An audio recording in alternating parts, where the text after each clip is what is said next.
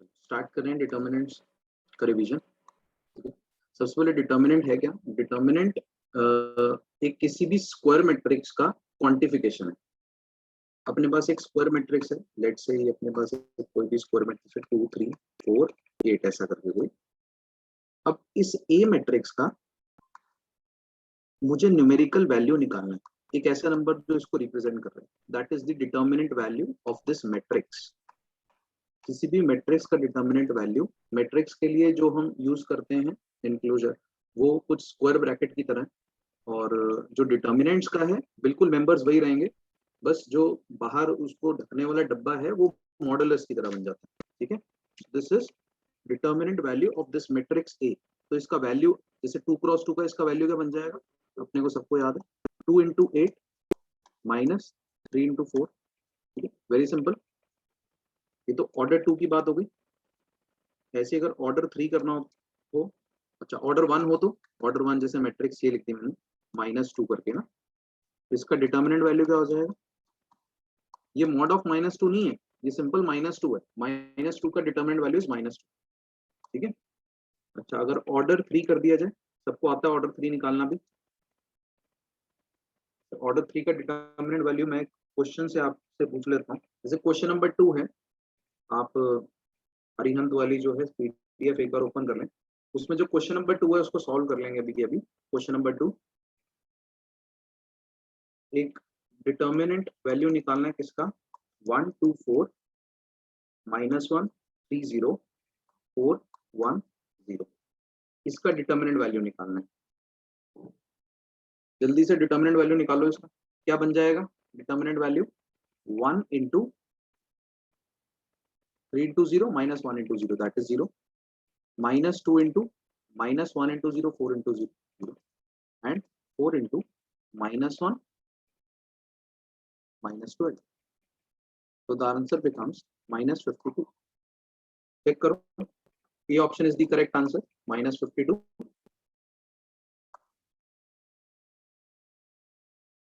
हाँ मेधांश, अरिहंत की मैंने पीडीएफ डाली हुई है ना ग्रुप में, उसमें से क्वेश्चन हो रहे हैं।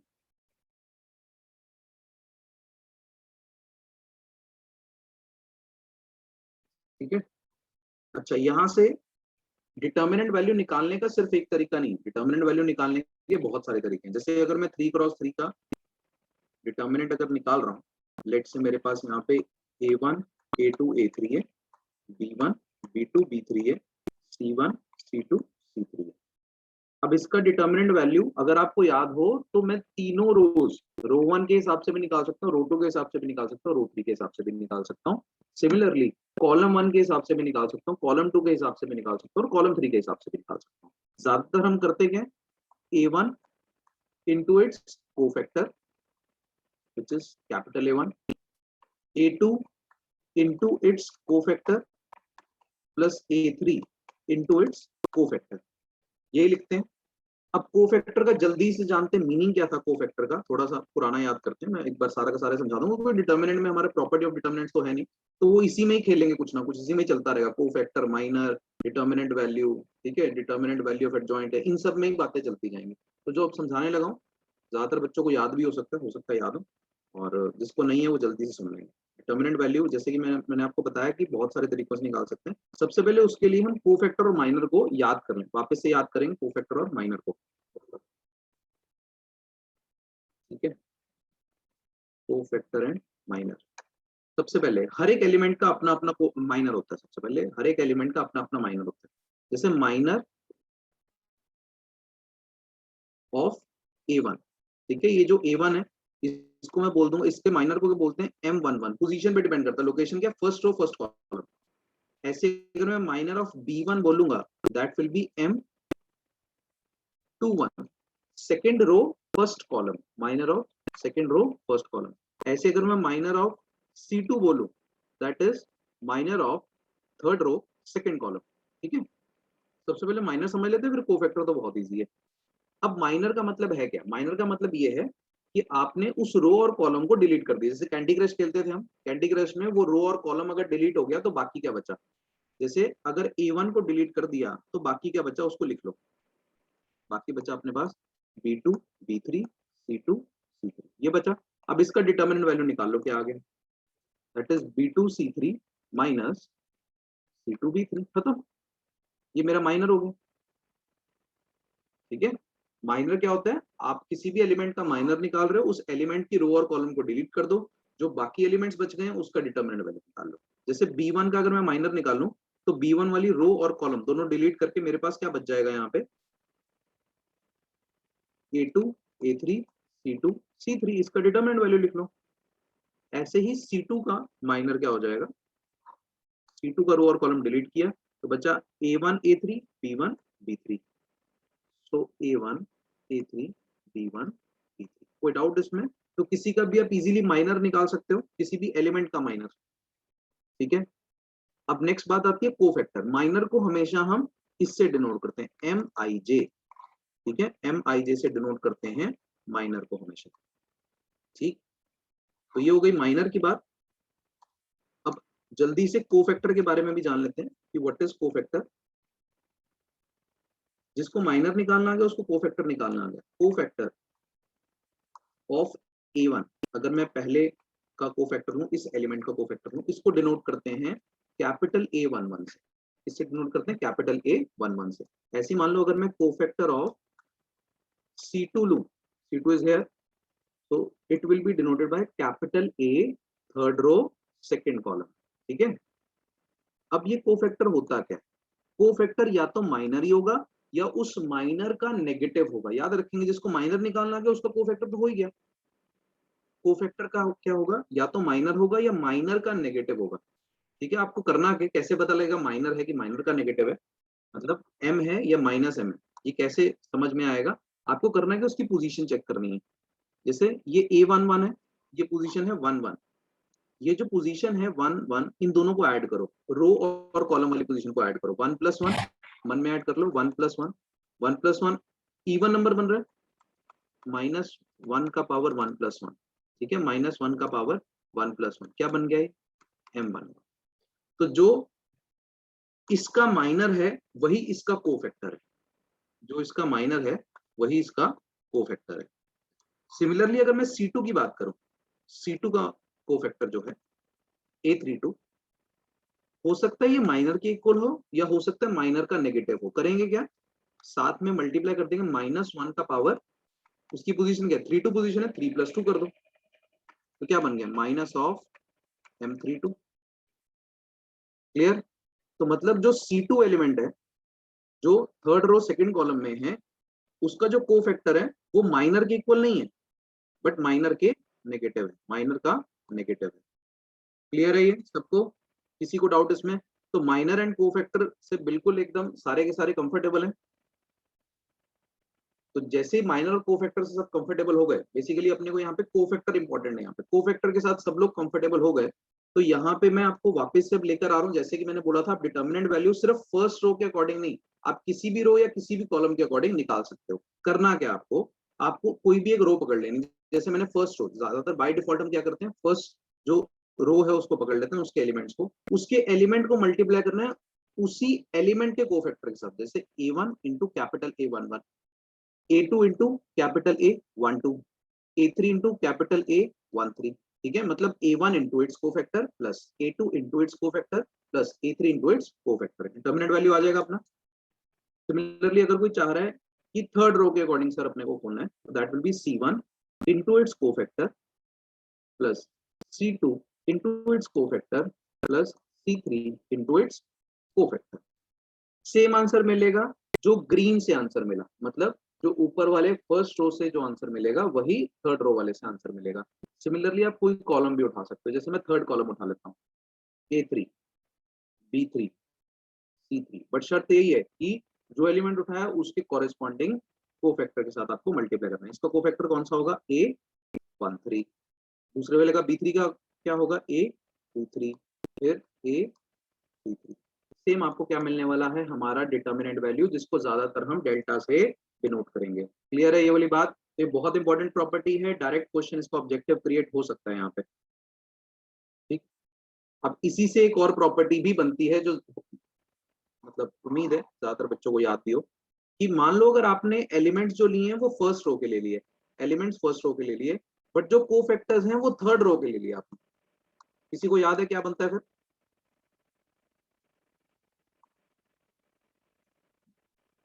बहुत बढ़िया, ठीक है, तो आंसर बनेगा 0। याद रखेंगे इस चीज को, डायरेक्ट क्वेश्चन इस पे भी बन सकता है जो आप 10 सेकंड में मार्क करके बाहर निकलेंगे। हमने एलिमेंट्स ले लिए फर्स्ट रो के, बट कोफैक्टर्स ले लिए सेकंड रो के। एलिमेंट्स ले लिए फर्स्ट रो के, बट कोफैक्टर्स कॉरेस्पॉन्डिंग ले लिए थर्ड रो के। तो आंसर क्या बन जाएगा इसका? पक्का पक्का 0।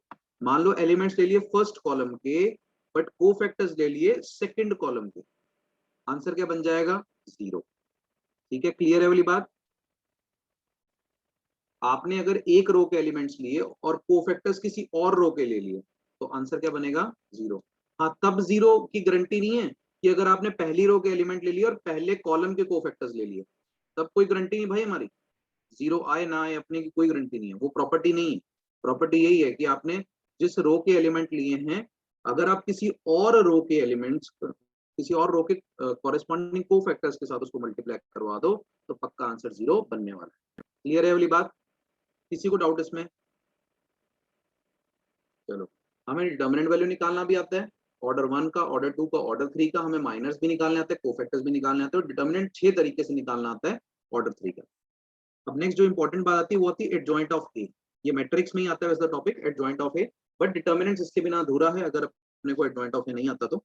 एडजॉइंट ऑफ ए क्या था? एडजॉइंट ऑफ ए भी एक मैट्रिक्स थी, डिटर्मिनेंट नहीं था, एक मैट्रिक्स थी जिसकी जो बनती कैसे है,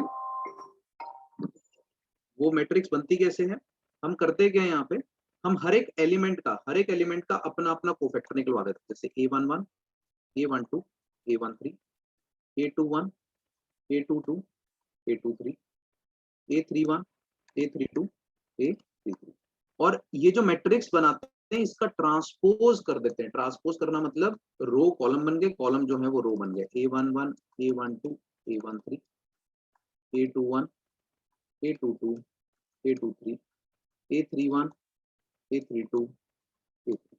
ठीक है, तो ये अपना बन जाएगा final answer, that is adjoint of A matrix. ये इंपॉर्टेंट, बहुत बहुत इंपॉर्टेंट मैट्रिक्स है, याद है सबको, इसी से तो इनवर्स आता है अपना, एडजॉइंट ऑफ ए मैट्रिक्स।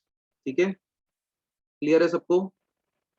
अच्छा, यहाँ पे एक और बात अगर याद करें, थोड़ी सी पुरानी बातें, कि जब भी हम कोफैक्टर निकालते हैं, माइनर से, तो कौन कौन सी ऐसी पोजीशंस होती हैं इस डिटर्मिनेंट में, 3x3 की डिटर्मिनेंट में कौन कौन सी ऐसी पोजीशन होती हैं जहां पे कोफैक्टर जो है माइनर का नेगेटिव आता है। कोफैक्टर जो है माइनर का नेगेटिव आता है। एक ये पोजीशन होती है, एक ये होती है, एक ये होती है, और एक ये वाली पोजीशन। ठीक है, क्लियर? जहां पे कोफैक्टर जो है वो माइनर का नेगेटिव आता है, कोफैक्टर जो है वो माइनर का नेगेटिव आता है। ये 4 पोजीशन मैंने रेड कलर में मार्क कर दी हैं। बाकी जो पोजीशंस हैं, बाकी जितने भी हैं, A1, A3, B2, C1, C3, इन सब में माइनर इक्वल्स टू कोफैक्टर ही बनता है। ठीक है, क्लियर है वाली बात? अब एडजॉइंट ऑफ ए बता ही दिया, तो यहाँ पे क्यों बताया गया था, ताकि हम एडजॉइंट ऑफ ए का डिटर्मिनेंट वैल्यू भी मैं डिस्कस कर पाऊँ आपके साथ। एडजॉइंट ऑफ ए का डिटर्मिनेंट वैल्यू किसी को याद है क्या? Anyone? That is equals to determinant value of A if order equals to 2। अगर 2x2 का डिटर्मिनेंट है, तब सेम आ जाएगा एडजॉइंट ऑफ ए का जो डिटर्मिनेंट वैल्यू है। ये डायरेक्ट क्वेश्चन बनेगा, ऑब्जेक्टिव क्वेश्चन डायरेक्ट बनते हैं, बनेंगे देखना। और एडजॉइंट ऑफ ए का डिटर्मिनेंट वैल्यू ऑफ ए का स्क्वायर है if order equals to 3। Direct question देंगे सर, पावर n-1। हाँ, और अगर जनरली देखा जाए तो एडजॉइंट ऑफ ए का डिटरमिनेंट वैल्यू क्या होता है? डिटरमिनेंट वैल्यू ऑफ ए का पावर n-1। ठीक है, क्लियर है वाली बात? इस पे देखो, ये जो चीज है ना, ये इस पे डायरेक्ट क्वेश्चन आए भी हों, सीबीएस में कितनी बार पूछ चुके हैं, मैंने क्लास में भी करवाए हुआ।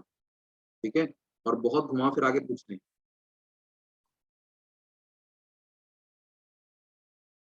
चलें आगे।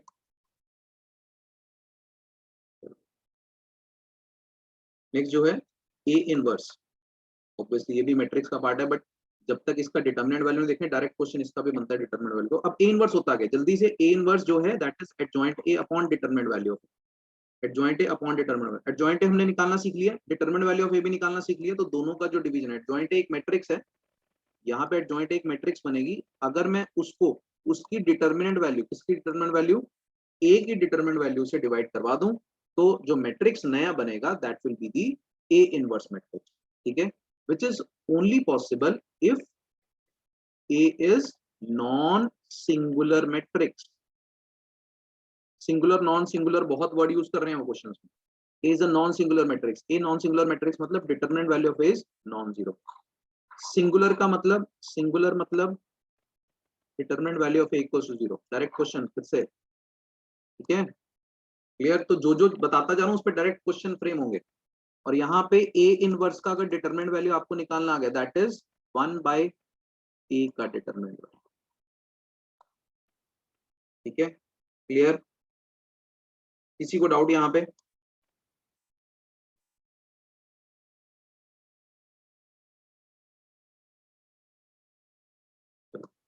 अच्छा, अगर मैं स्केलर मल्टीप्लिकेशन करवाऊं, ये बहुत बड़ा डाउट रहता है बच्चों को, और इस पे क्वेश्चंस बहुत बार आ चुके हैं और बच्चे काफी गलतियां भी करते हैं इसमें।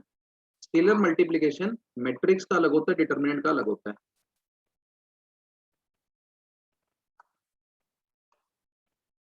ठीक है। अब मैट्रिक्स के स्केलर मल्टीप्लिकेशन में, मैट्रिक्स बहुत एक भला इंसान है, मैट्रिक्स के बाहर जो भी नंबर आएगा वो सब में बांट देगा। वो कहेगा भाई मेरे बाहर नेगेटिव नंबर आया, मैं सबको दे दूंगा नेगेटिव नंबर। जैसे मान लो -2 आ गया 2 4 1 3 के पास, तो ये -2 सबको दे देगा, कहेगा भाई तुम -4 हो गए, तुम -8 हो गए, तुम -2 और तुम -6, ठीक है। ये मैट्रिक्स का स्केलर मल्टीप्लिकेशन है। मैट्रिक्स का स्केलर मल्टीप्लिकेशन क्या करता है, वो सभी एलिमेंट्स को इररिस्पेक्टिव ऑफ द पोजीशन, वो सभी एलिमेंट्स को बाहर वाला नंबर पकड़ा देता है, चाहे वो 2 हो, चाहे 1/2 हो, 1/11 हो, 1/20 हो, कोई भी। बट डिटर्मिनेंट ऐसा नहीं करता। डिटर्मिनेंट कहता है कि भाई अगर आपके पास बाहर कोई नंबर है, तो पहले तो आप ये डिसाइड करो कि आप किस रो या कॉलम को नंबर देना चाहते हो।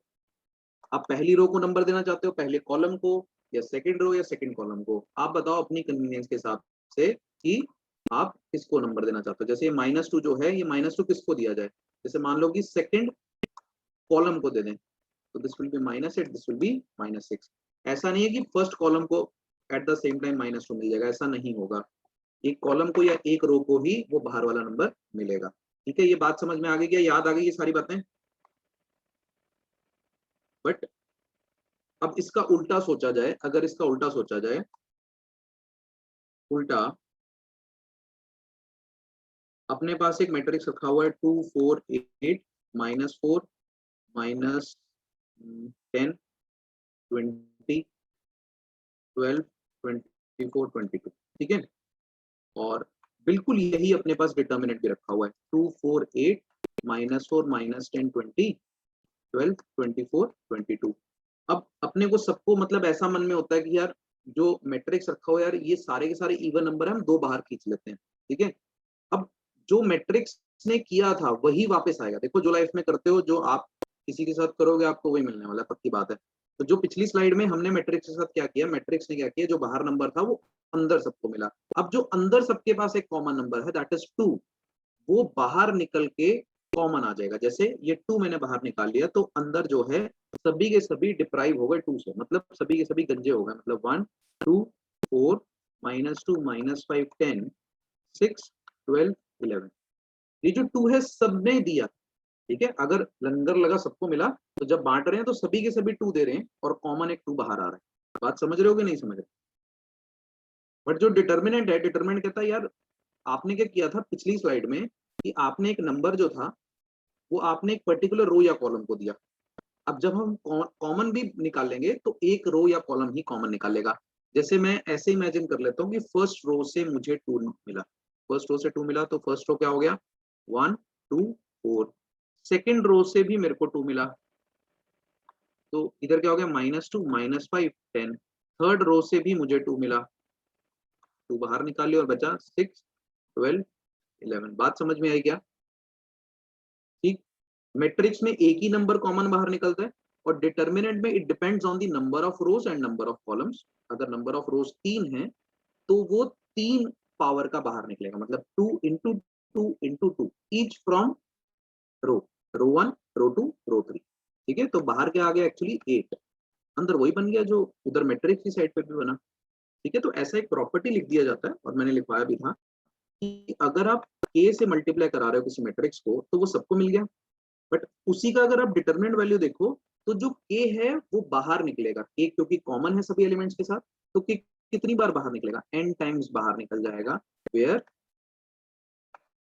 n is the order. मतलब अगर ऑर्डर मैट्रिक्स का 3 है तो वो k 3 बार बाहर निकलेगा, पहली रो में से एक बार, सेकंड रो में से एक बार, थर्ड रो में से एक बार। या अगर आप इसको ऐसा सोचना चाहो कि पहले कॉलम में से एक k निकल जाएगा, दूसरे कॉलम में से एक k निकल जाएगा और तीसरे कॉलम में से एक k निकल जाएगा, बात सेम है, 3 ही k निकलने बाहर। बात समझ में आई क्या? ये याद है वाली प्रॉपर्टी? इस पे बेस्ड एक दो क्वेश्चंस करते हैं, अटेम्प्ट करते हैं एक दो क्वेश्चंस।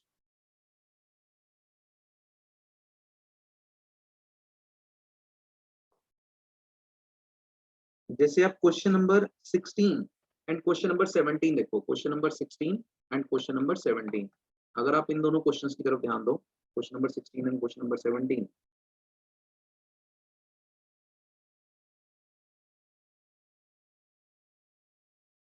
एक बार अटेम्प्ट करेंगे।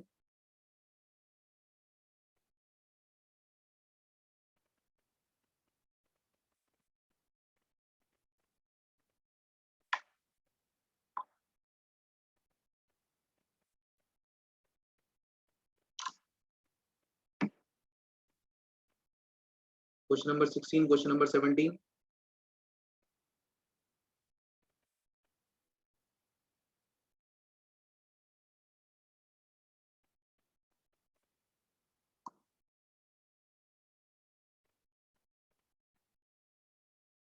हुआ क्वेश्चन नंबर 16 सबका?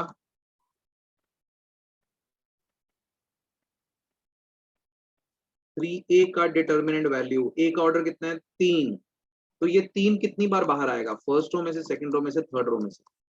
सही है, तो 27 डिटर्मिनेंट वैल्यू ऑफ ए। किसी को डाउट इसमें? किसी को डाउट है तो यार साथ ही बताओ। ओके, so next वाला 17th question, 17th question, if A and B are matrices of order 3, determinant value of A is 5, determinant value of B is 3, determinant value of 3AB, determinant value of 3AB। सबसे पहले मैं जब भी determinant value of किसी का निकाल रहा हूं तो अगर मुझे एक नंबर दिख जाए, जैसे 3 यहाँ पे नंबर दिखे, इस 3 को सबसे पहले बाहर निकाल लो। 3 बाहर निकला तो कैसे निकलेगा, क्योंकि ऑर्डर 3 है, 3 3 3 करके बाहर निकलेगा और बचेगा ए बी। तो 27 determinant value of A into determinant value of B. तो ये भी बहुत इंपॉर्टेंट प्रॉपर्टी यहाँ पे डिस्कस हो गई हमारी कि जब भी आप determinant value of A B C करो, the answer is det A, det B, det C. ठीक है, तो 27 into 5 into 3 will be the answer। बिल्कुल उसने भी ये लिखा हुआ, so it is true, so A option is the correct answer of 17th question. किसी को डाउट यहां तक?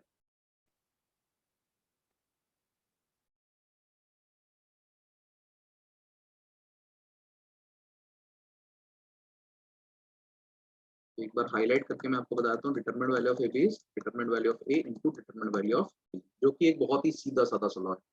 बट ऐसे ही अगर हम याद करें, कुछ ऐसी प्रॉपर्टीज थी जहां पे रिवर्सल लॉ फॉलो होता था, तो याद है सबको, ए बी का inverse is B inverse A inverse, reversal law बोल देते हैं इसको, reversal law.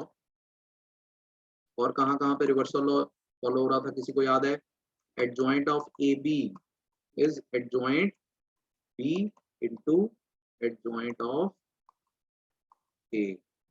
Same reversal law यहाँ पे भी फॉलो हो रहा था। एक और जगह रिवर्सल लॉ फॉलो हुआ था, बहुत बढ़िया, ट्रांसपोज, ए बी का पूरा transpose is B transpose A transpose. तो याद रखेंगे यहाँ पे 3 जगह रिवर्सल लॉ हमने फॉलो किया था। किसी को प्रॉब्लम, किसी को डाउट यहाँ तक? ठीक, चले आगे। तो अगर एक मैट्रिक्स, अगर एक मैट्रिक्स इन्वर्टेबल है, यहाँ पे कोई फॉर्मूला भी लिख देता हूँ, ए इनवर्स का फिर से हमने पहले भी लिखा था अभी, adjoint of A by determinant value of A. अगर एक मैट्रिक्स इन्वर्टेबल है, इन्वर्टेबल का मतलब क्या होगा, डायरेक्ट क्वेश्चन इस पे भी आएगा, ऑब्जेक्टिव। अगर एक मैट्रिक्स इन्वर्टेबल है मतलब उसका इनवर्स एग्जिस्ट कर रहा है, उसका इनवर्स एग्जिस्ट कर रहा है। अगर किसी मैट्रिक्स का इनवर्स एग्जिस्ट कर रहा है तो वो पक्का नॉन सिंगुलर है। नॉन सिंगुलर मतलब उसका डिटरमिनेंट वैल्यू नॉन जीरो है। ठीक है, अगर सिंगुलर है तो डिटरमिनेंट वैल्यू 0 है। कोई डाउट तो नहीं रहेगा इसमें, कंफ्यूजन भी ना रखना कोई, ठीक। आगे चल रहे हैं, area of triangle. Application of determinants में हमने किया था area of triangle. Application of determinants में हमने दो चीजें की थी, system of equation and area of triangle. System of equation determinant method से कैंसिल हो गया हमारे सिलेबस से, तो सिस्टम ऑफ इक्वेशन सॉल्व करने का सिर्फ एक ही तरीका रह गया, मैट्रिक्स मेथड। वो भी मैं आज आपके साथ डिस्कस कर ही लूंगा।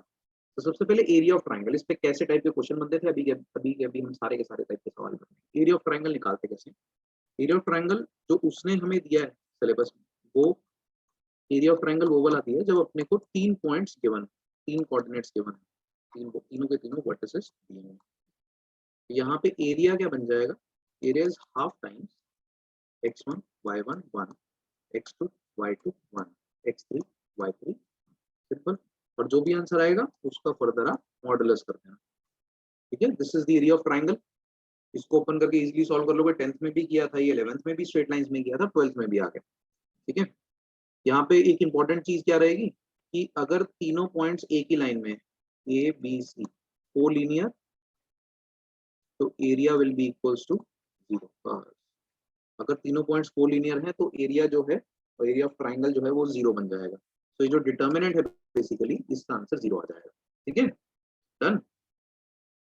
इस पे क्वेश्चंस कर लें, जो क्वेश्चन जो डिफरेंट अपने को दिखते हैं यहाँ पे सवाल, एक बार वो क्वेश्चंस देख लेते हैं।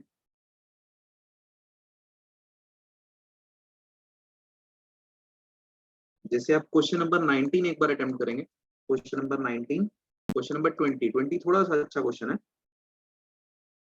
एंड 22, 19 20 एंड 22, एक बार तीनों क्वेश्चन हम सॉल्व कर लेते हैं। जल्दी से देखो, सॉल्व करो, खुद सॉल्व करो।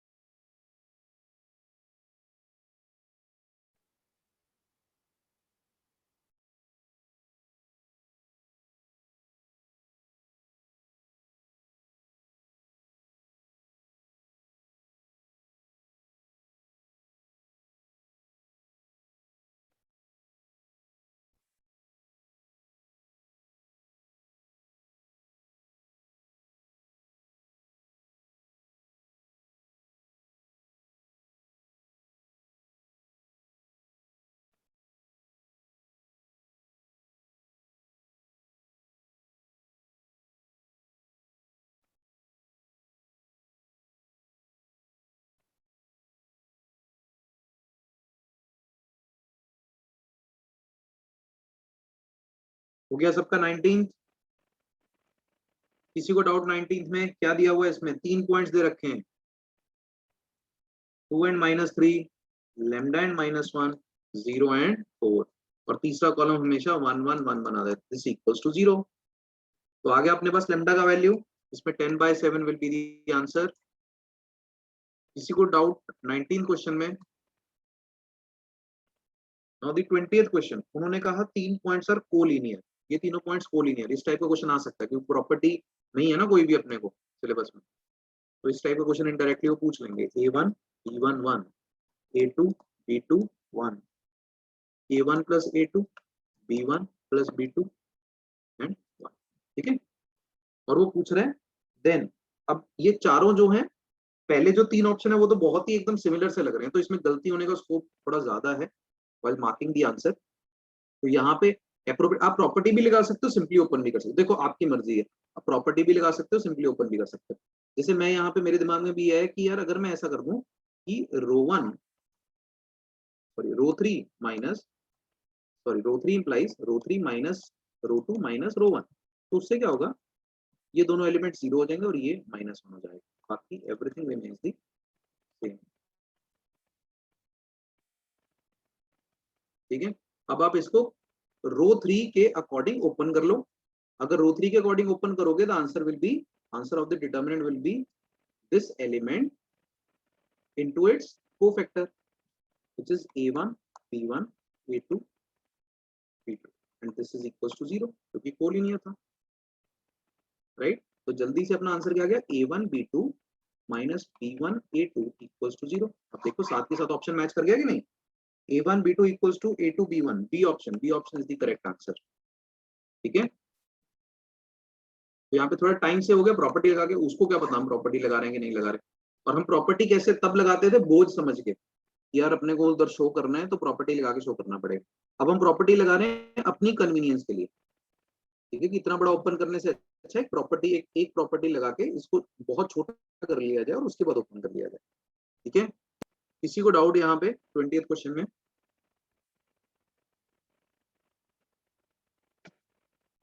चलिए 22nd क्वेश्चन। 22nd क्वेश्चन देखें, the equation of the line. ये इक्वेशन ऑफ लाइन की फॉर्म में भी सवाल पूछ सकता है। 2,3 सब क्लास में किया हुआ, सब टाइप के क्वेश्चन हमने क्लास में किए। अब इन दोनों पॉइंट से इक्वेशन ऑफ लाइन निकालना, ये तो हम वैसे भी निकाल सकते हैं, अपने को डिटर्मिनेंट से क्यों शो करना है यहाँ पे, हमारा तो पेपर ऑब्जेक्टिव आना है।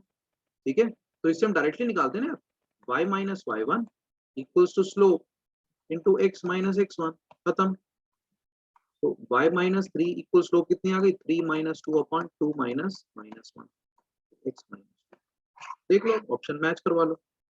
ठीक है, क्लियर है सबको, किसी को डाउट? ओके, चलो अब एक 23rd क्वेश्चन भी देख लेते हैं हम, वो भी थोड़ा डिफरेंट टाइप का है। इसके बाद मतलब और कोई वेरिएशन नहीं है एरिया ऑफ ट्रायंगल में।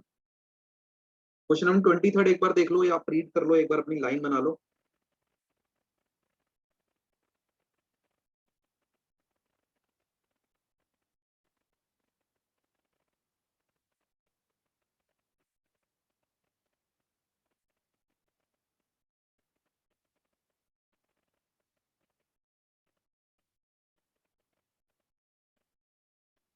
इंपॉर्टेंट पॉइंट जो अलग से डिस्कस होने वाला है इस क्वेश्चन, वो क्या है?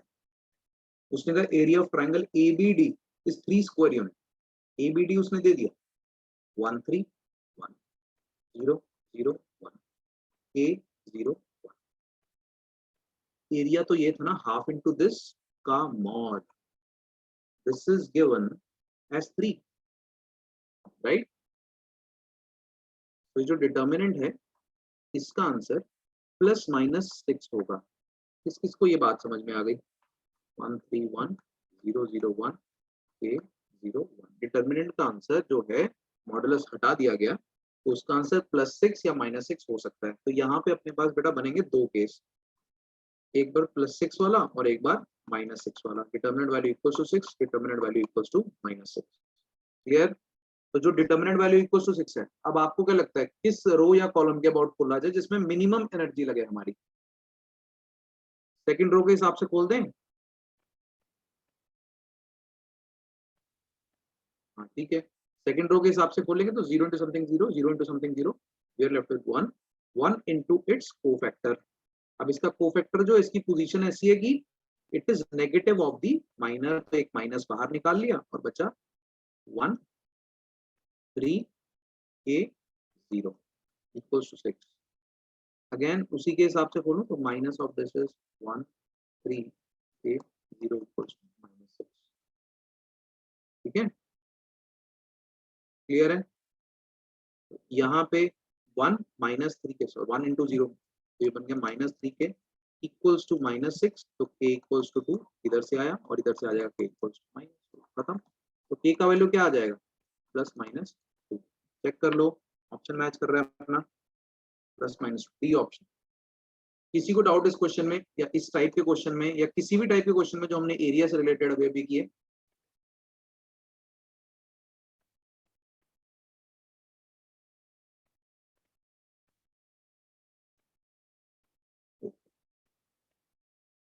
नेक्स्ट इंपॉर्टेंट बात जो हमारी साथ के साथ हमारा क्वेश्चन सॉल्व कर देगी, हमारे पास मैट्रिसेस में दो टाइप की मैट्रिक्स होती थी, सिमेट्रिक एंड स्क्यू सिमेट्रिक। याद है ये? थोड़ा सा याद करवा रहा हूँ मैं, symmetric and skew symmetric. Symmetric matrix कौन सी होती है? जिसका ट्रांसपोज करने पे वही वापस बन जाए। और स्क्यू सिमेट्रिक क्या होती है? जिसका ट्रांसपोज करने पे उस मैट्रिक्स का नेगेटिव बन जाए। जैसे सिमेट्रिक टाइप की मैट्रिक्स किस टाइप की दिखती है? सिमेट्रिक टाइप की जो मैट्रिक्स होती है उसके जो प्रिंसिपल डायगोनल एलिमेंट्स हो वो कुछ भी हो, 3 -4 2, बट जो इसके आसपास के एलिमेंट्स होते हैं वो सिमेट्रिक हो जाते हैं। मतलब अगर मान लो यहाँ पे 8 है तो यहाँ पर भी 8 होगा, यहाँ पे -√3 है तो इस पोजीशन पे -√3 होगा, यहाँ पे 10 है तो यहाँ पे 10 होगा। मतलब ये दोनों चीटिंग करते हैं, कॉपी करते हैं एक दूसरे को, ये दोनों कॉपी करते हैं एक दूसरे को, और ये दोनों एक दूसरे को कॉपी करते हैं। और जो प्रिंसिपल डायगोनल एलिमेंट्स हैं वो कुछ भी हो सकते हैं, वो कोई कॉपी वॉपी नहीं कर रहे होते, ना ही उनमें कोई पैटर्न होता है। पैटर्न किन में होता है? इन एलिमेंट्स। 8 में पैटर्न हो गया इस पोजीशन पे, मतलब A12 पोजीशन और A21 पोजीशन सेम है, A32 पोजीशन और A23 पोजीशन सेम है, A31 पोजीशन और A13 पोजीशन सेम आंसर करेंगे। ठीक है। और स्क्यू सिमेट्रिक में क्या होता है? स्क्यू सिमेट्रिक में पैटर्न क्या होता है कि इसका प्रिंसिपल डायगोनल एलिमेंट्स जीरो हो जाते हैं, प्रिंसिपल डायगोनल एलिमेंट्स इसके जीरो हो जाते हैं। और जो ऐसे सिमेट्रिक वाले एलिमेंट्स वो एक दूसरे के नेगेटिव हो जाएंगे। जैसे यहाँ पे -2 है तो यहाँ पे 2 हो जाएगा, यहाँ पे 5 है तो यहाँ पे -5 हो जाएगा, यहाँ पे -√3 है तो यहाँ पे √3 हो जाएगा। ठीक है। तो यहाँ पे बोला जाता है A22, A11, A33 जो प्रिंसिपल डायगोनल एलिमेंट्स है वो जीरो है, बाकी सब एलिमेंट्स जो हैं Aij plus Aji equals to 0। ठीक है। मतलब उधर देखो -2 और उधर देखो 2, इन दोनों को ऐड करके 0, उधर 5, उधर -5 ऐड करके 0, उधर -√3 उधर √3 ऐड करके 0 आ जाएगा। क्लियर है? किसी को डाउट इसमें? अब ये मैंने क्यों बताया, स्क्यू सिमेट्रिक मैट्रिक्स आप जब भी ऑड ऑर्डर की बनाओगे, odd order skew symmetric matrix, determinant value हमेशा 0 आएगा। ऑब्जेक्टिव में बड़ा काम आने वाला है। ऑड ऑर्डर की कोई भी स्क्यू सिमेट्रिक मैट्रिक्स आएगी, उसका जो डिटर्मिनेंट वैल्यू है वो हमेशा हमेशा 0 बनेगा, हमेशा हमेशा 0 बनेगा। ठीक है। क्यों 0 बनेगा? क्योंकि A ट्रांसपोज जो है वो -A के इक्वल है। A ट्रांसपोज का determinant value equals to -A का डिटर्मिनेंट वैल्यू। ये प्रॉपर्टी होती है कि A ट्रांसपोज और A दोनों का डिटर्मिनेंट वैल्यू सेम हो जाता है। और जैसे कि मैंने आपको बताया था कि अगर डिटर्मिनेंट के सभी एलिमेंट्स के साथ एक नंबर मल्टीप्लाइड है तो वो बाहर आता है। कितनी बार बाहर आता है वो? जितना ऑर्डर होता है। जैसे -1 का पावर n, जितना ऑर्डर है वो बाहर आ गया। अगर n ऑड है, इफ n इज ऑड, तो determinant value of a equals to minus determinant value of a, मतलब 2 time determinant value of a equals to 0। तो determinant value of a is 0। But आपको ऑब्जेक्टिव में directly अब आपको पता है कि जब भी ऑर्डर ऑड होगा 1, 3, 5, 7 और स्क्यू सिमेट्रिक मैट्रिक्स दिख रही होगी तो उसका डिटरमिनेंट वैल्यू पक्का पक्का 0 है। जैसे आपको मैं क्वेश्चन बताता हूँ, इसमें क्वेश्चन भी दिया हुआ है उन्होंने। जैसे क्वेश्चन नंबर 11 देखो, ऑब्जर्व करो क्वेश्चन नंबर 11 को। क्वेश्चन नंबर 11 में क्या बोल रहा है वो? क्वेश्चन नंबर 11 में बोल रहा है if A is a skew symmetric matrix of order odd order n, तो आंसर क्या आएगा? देखो आंसर क्या आएगा 11th क्वेश्चन।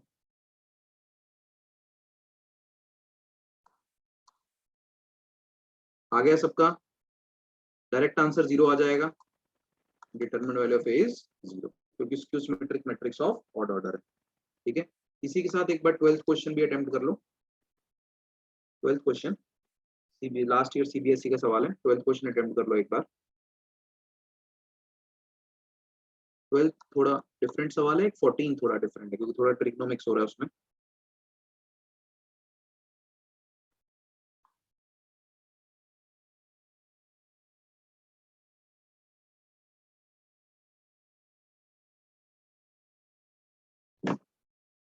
ट्वेल्थ क्वेश्चन में पूरा डिटर्मिनेंट ना सॉल्व करने लग जाओ। क्या दिया हुआ है? 2, 3, 2 x x x 4, 9, 1 plus 3 equal 0। पहला काम हम क्या करें, हमारी रो 2 में कुछ कॉमन है, इसको बाहर निकाल लो। बाकी की वजह 2, 3, 2 1, 1, 1 4, 9, 1 प्लस 3 इक्वल टू 0। अब जो डिटर्मिनेंट है इसका वैल्यू निकाल लो। सिंपली इसको एक्सपैंड कर दो। 2 into 1 minus 9 that is -16, -3 into 1 minus 4 that is -3 into -3 which is +9, then 2 into 9 minus 4 which is 10 plus 3 equals to 0. So this is 19 minus 16, 3x plus 3 equals to 0. तो x का value क्या आ जाएगा? -1। ठीक है, clear है सबको? तो यहाँ पे जो ऑप्शन सही है दैट इज सी ऑप्शन। बहुत इजी क्वेश्चन था यार ये तो। ठीक है, ज्यादातर बच्चे क्या करते हैं उसको एक्स में घुमाना, थोड़ा कंफ्यूजन रहता है अंदर, फिर कहीं ना कहीं एरर कर देते हो, क्योंकि इन क्वेश्चंस में ऐसा तो होगा नहीं कि आपको नहीं आते होंगे। प्रॉब्लम यही होगी इन टाइप के क्वेश्चन में कि आपसे सॉल्व करते हो एरर हो जाएगा। क्वेश्चन नंबर 14 करो। Question number 14।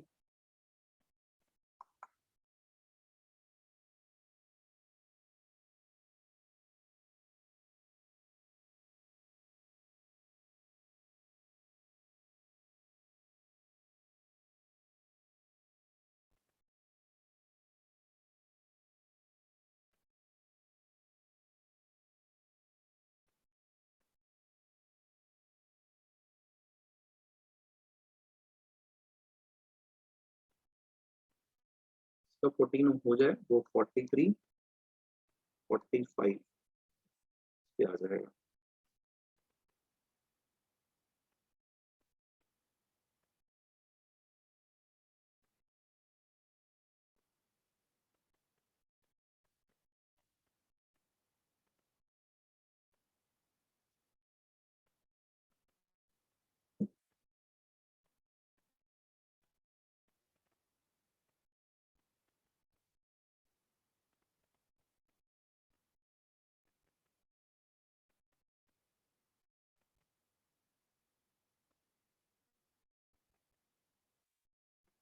हुआ किसी का 14 solve?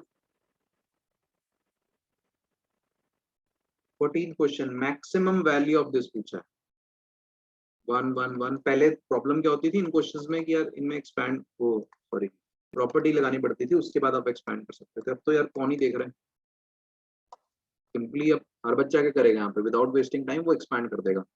So 1 plus sin theta into 1 plus cos theta, which will be 1 plus sin theta plus cos theta plus sin theta cos theta minus 1 plus cos theta minus 1 plus 1 minus 1 minus sin theta। तो अगर आप इसको overall देखो तो यहाँ पे cancellation हो रही है sin theta की इधर माइनस sin theta के साथ, cos theta की इधर माइनस cos theta के साथ। यहाँ 1 और माइनस 1 कैंसिल हो गया, तो बचा अपने पास क्या है यहाँ पे 1 plus sin theta cos theta। देखो यही बच रहा है, एक बार कैलकुलेशन चेक कर लो।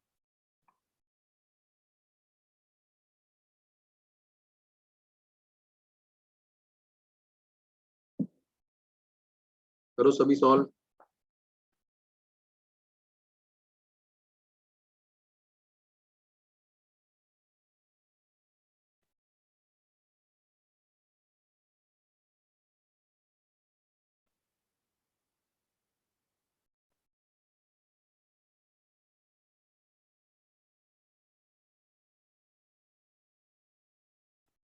अब यहाँ पे मैक्सिमम वैल्यू कैसे आएगी?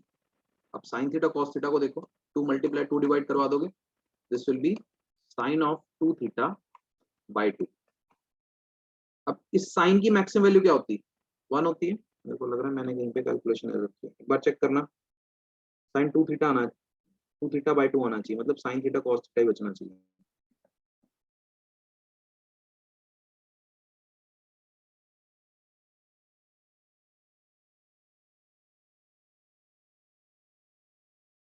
वन भी उड़ेगा। 1 plus sine theta plus cos theta plus sine theta cos theta, इधर से minus 1 plus cos theta minus 1, इधर से 1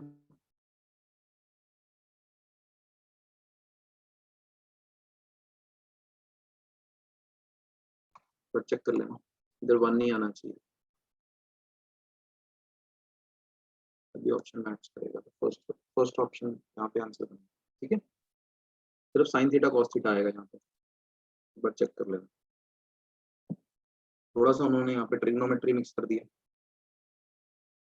अब एक 43rd क्वेश्चन देखो जो एडजॉइंट और डिटरमिनेंट वैल्यू ऑफ ए पे, क्वेश्चन नंबर 43।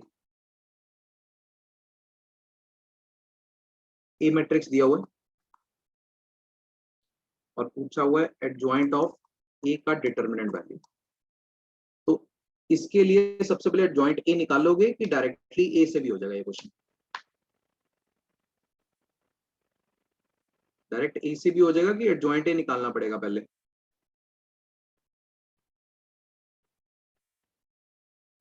बिल्कुल सही। यहाँ पे हम क्या करेंगे, ये जो ए मैट्रिक्स दिया हुआ है इसका हम डिटर्मिनेंट वैल्यू निकाल लेंगे, determinant value of A find out कर लेंगे इसको, जो कि बहुत इजी है। और क्योंकि ऑर्डर 3 है तो एडजॉइंट ए का determinant value will be determinant value of A का स्क्वायर। ठीक है, क्या होता है answer? Determinant value of A का पावर n-1। ऑर्डर कितना था? 3, तो 3 - 1 2, तो जो भी आंसर आएगा उसका स्क्वायर कर देंगे 43rd क्वेश्चन में। तो आंसर इसका वैसे बनता है -15, तो -15 का स्क्वायर कर देंगे विच इज 225। ठीक है, क्वेश्चन नंबर 43 में। सिमिलरली अगर आप क्वेश्चन नंबर 45 देखो तो उसने लिखा हुआ है एडजॉइंट ऑफ ए का determinant value equals determinant value of A का square where A is a square matrix of order 2। 2 order के लिए ये रिलेशन वैलिड होता है क्या? नहीं होगा। अगर ऑर्डर 2 है तो determinant value of adjoint A equals to determinant value of A. तो यहाँ पे जो आंसर आएगा that will be false. Clear है सबको?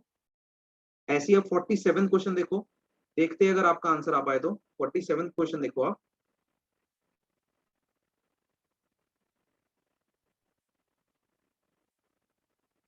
Which of the following is not correct? A and B are invertible matrices, मतलब दोनों का डिटरमिनेंट वैल्यू नॉन जीरो है। तो इसमें से कौन सा इनकरेक्ट है? ये भी ध्यान देना, कई बार क्वेश्चन में ना आपको लगता है करेक्ट है, हमारे ज्यादातर सवाल यही होते हैं कि कौन सा ऑप्शन करेक्ट है, और पहला करेक्ट दिख जाता है हम उसको मार्क करके आगे निकल लेते हैं। ध्यान से पढ़ेंगे कि उसने क्या लिखा है, इनकरेक्ट लिखा है कि करेक्ट लिखा है, उस अकॉर्डिंग चलेंगे। जैसे इसमें इनकरेक्ट पूछा तो फर्स्ट ऑप्शन करेक्ट है क्या? 47th question, adjoint of A equals determinant value of A into A inverse. ये देख के अजीब ना समझना, ये वही चीज है।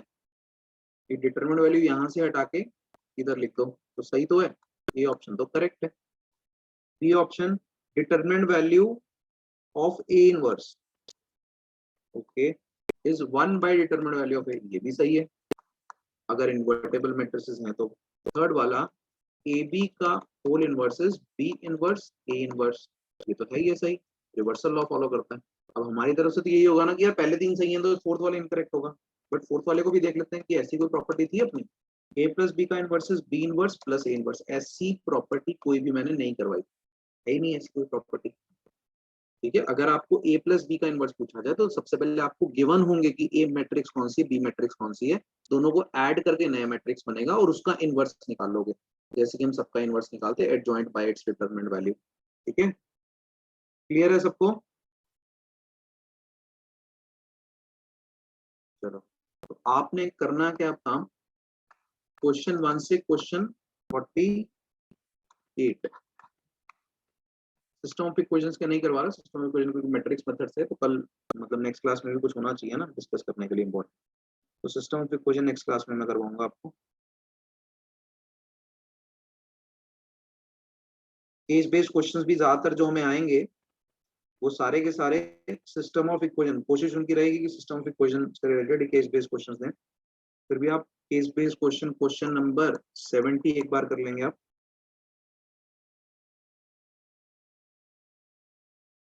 70 एंड 73। हाँ, ग्रॉस ग्रॉस बिल्कुल आएंगे आप, बिल्कुल आएंगे। ग्रॉस इनकम वाले सब बच्चों को ये टेंशन पड़ी हुई है, ग्रॉस इनकम का मतलब क्या होता है? Total income. टोटल इनकम मतलब अगर मान लो आपके 2 फैक्ट्रीज चल रही है, दोनों की अलग अलग इनकम है, ठीक है, दोनों का अलग अलग इनकम है, तो दोनों का इनकम ऐड कर लो, दैट इज ग्रॉस इनकम या टोटल इनकम। ठीक है, ग्रॉस प्रॉफिट मतलब जो भी आपके 2-3 काम चल रहे हैं सबके प्रॉफिट ऐड कर लो, दैट इज ग्रॉस प्रॉफिट। ठीक है, जो भी वो टर्म यूज करेंगे।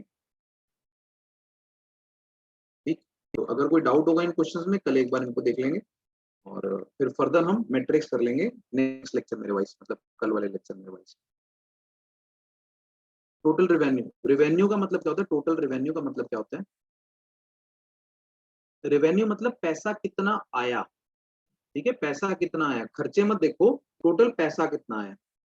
जैसे सेलिंग प्राइस होता है ना अपना, सेलिंग प्राइस, सेलिंग प्राइस मान लो कि एक कोई कोई भी एक सामान है उसका सेलिंग प्राइस 10,000 है, ठीक है, और आपने वो 10,000 वाली जो आइटम है वो 50 आइटम बेची, तो this will be the total revenue. तो ये अपनी मान लो आइटम 1 हो और आइटम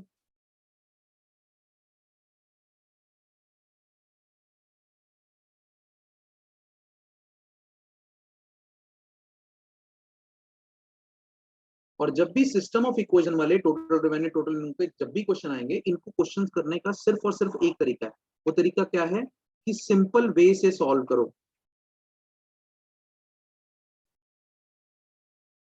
पहले जैसे आपके मन में क्लास 10 तक आप सॉल्व करते थे ना, जब तक आप मैट्रिक्स डिटर्मिनेंट्स को नहीं जानते थे, तब भी तो ऐसे क्वेश्चंस आप सॉल्व करते थे। उस वे से पहले आप सॉल्व करो, सिंपल वे से, देन कन्वर्ट इनटू मैट्रिक्स।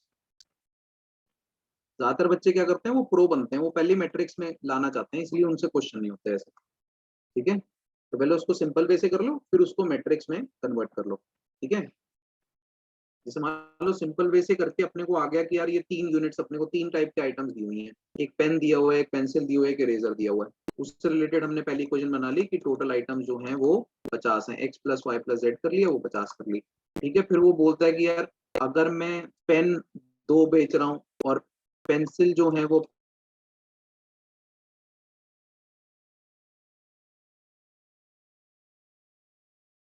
ऐसा करके उसने दे दिया कि 500 रुपए बन गई। ठीक है, इस तरीके से। फिर एक और उसने कर दिया कि अच्छा कि अगर वो सिर्फ 5 पेंसिल रखे, 5 पेंसिल रखे और 7 इरेजर रखे, तो उनका जो पूरा का पूरा जो कॉस्ट बनता है वो 100 रुपए बनता है। तो यहाँ पहले हमने सिंपल कर लिया, एकदम सिंपल कर लिया। पहले मैट्रिक्स में इसको बिछाने की कोशिश करोगे, नहीं होगा क्वेश्चन। पहले इक्वेशन बना ली, या पहले क्वेश्चन पूरा सॉल्व कर लिया, जो भी उसकी इनकम इनकम जो भी कुछ बन रहा है, इसको मैट्रिक्स में कन्वर्ट किया। कैसे करेंगे, 1 1 1 2 5 10 5 0 7 और साथ में एक्स वाई जी, साथ में इक्वल्स टू 50 500 एंड 100। बात समझ में आई? पहले सिंपल करो उसको, सिंपल सबको करना आता है। तो ये एक बार मैं फिर से होमवर्क दिखा देता हूँ। तो ये हमारा होमवर्क है, फिर भी कोई डाउट होएगा तो कल मैं एक बार डाउट्स करूँगा। ठीक है, और जो फुटबॉल चौक वाले सेंटर वाले बच्चे हैं, वो शाम को 5 से 6 सवा 6 तक मैं सेंटर पे होऊंगा। आप आ सकते हो, कोई भी डाउट पूछना होता है, कोई अगर टॉपिक रिवाइज करना है, कोई पिछला भी टॉपिक को बचा हुआ है, कोई पर्टिकुलर क्वेश्चन में डाउट आ रहे हैं, टाइप ऑफ क्वेश्चन में डाउट आ रहे हैं, तो मैं हूँ वहाँ।